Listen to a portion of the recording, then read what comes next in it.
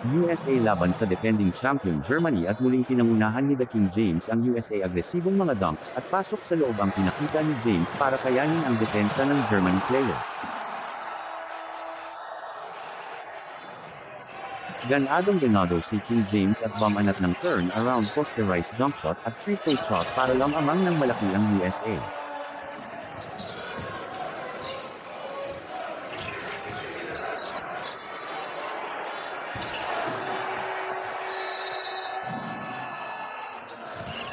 Kitang-kita kay LeBron James ang determinasyon para ipanalo ang kanyang koponan ng USA.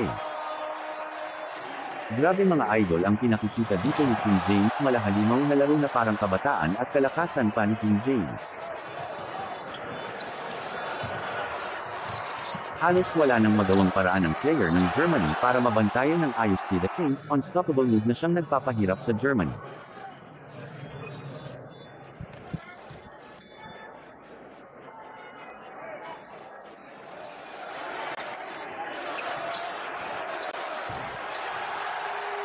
Parang kalabaw na hindi napapagod ang NBA veterans na si King James, kahit pa ito ay invitational games lang pinakita ni James kung ano ang kaya niya gawin para sa Team USA at sa huling minuto nanalo ang USA kontra defending champion Germany. Salamat sa panunood at kung naibigan ninyo ang video ko, paki-subscribe na din po. Salamat.